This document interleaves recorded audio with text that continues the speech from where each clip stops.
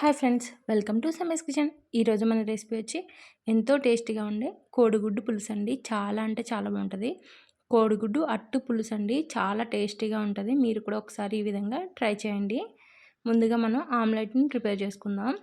ఒక బౌల్ తీసుకుని దాంట్లో కొంచెం ఉప్పు, అలానే కొంచెం పసుపు, కొంచెం కారాన్ని యాడ్ చేసుకొని, కొన్ని వాటర్ని యాడ్ చేసుకొని ఒకసారి మిక్స్ చేసుకుందామండి. మిక్స్ చేసుకొని చూడండి, ఈ విధంగా బ్లెండర్తో మిక్స్ చేసుకొని ఇప్పుడు మొత్తం మిశ్రమం అంతా మిక్స్ అయిన తర్వాత ఎగ్స్ని బ్రేక్ చేసుకుందామండి. ఈ విధంగా ఎగ్స్ అన్ని పగలగొట్టుకుని యాడ్ చేసుకుని ఒకసారి మళ్ళీ బ్లెండ్ చేసుకుందామండి. ఎగ్స్ అన్ని మొత్తం మిక్స్ అయ్యేలాగా చూడండి, ఈ విధంగా బ్లెండ్ చేసేసుకొని ఇప్పుడు మనం స్టవ్ వెలిగించుకొని స్టవ్ మీద పాన్ పెట్టుకోవాలండి. పాన్ హీట్ అయిన తర్వాత కొంచెం ఆయిల్ని యాడ్ చేసుకుని పాన్ అంతా స్ప్రెడ్ అయ్యేలా చేసుకోవాలండి. ఇప్పుడు మనం ఆమ్లెట్ని ప్రిపేర్ చేసుకుందామండి. ఈ విధంగా యాడ్ చేసేసుకొని మొత్తం అంతా ఉడికేలా చూసుకొని 2 సైడ్స్ తిప్పుకోవాలండి. చూడండి, ఈ విధంగా 2 సైడ్స్ బాగా ఉడకాలి. ఆమ్లెట్ ఉడికిన తర్వాత పక్కన పెట్టేసుకోవాలండి.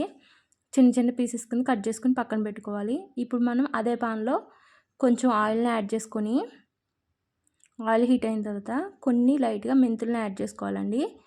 అలానే ఆనియన్స్ ఇంకా పచ్చిమిర్చిని యాడ్ చేసుకుని ఈ విధంగా మగ్గిన తర్వాత కొంచెం కరివేపాకు కూడా యాడ్ చేసుకుని కొన్ని టమాటోలను కూడా యాడ్ చేసుకుందామండి. ఆనియన్స్ ఇంకా పచ్చిమిర్చి వేగిన తర్వాత టమాటోలు కూడా బాగా మగ్గిన తర్వాత కొంచెం సాల్ట్ ఇంకా పసుపు యాడ్ చేసుకుని ఒకసారి మిక్స్ చేసుకుందామండి.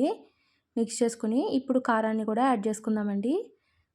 కర్రీకి తగినట్టు యాడ్ చేసుకోండి.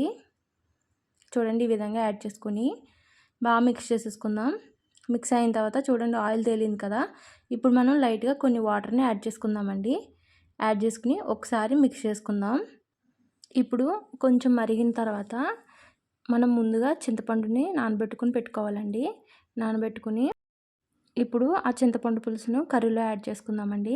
చూడండి, ఈ విధంగా యాడ్ చేసుకోవాలి. మీరు కర్రీకి తగ్గట్టు యాడ్ చేసుకోండి, అన్ని క్వాంటిటీ సరిపడా. ఈ విధంగా యాడ్ చేసుకుని ఒకసారి మిక్స్ చేసుకుని చింతపండు పులుసు కూడా బాగా పులుపు అనేది ఎగిరే వరకు మనం స్టవ్ మీద ఉంచుకోవాలండి. ఒక 3 to 4 minutes అయితే పడుతుంది. ఈ విధంగా ఆయిల్ కొంచెం పైకి తేలిన తర్వాత ఇప్పుడు మనం ముందుగా ఆమ్లెట్ ప్రిపేర్ చేసుకున్నాం కదండి, ఆమ్లెట్ ముక్కలను యాడ్ చేసుకోవాలండి.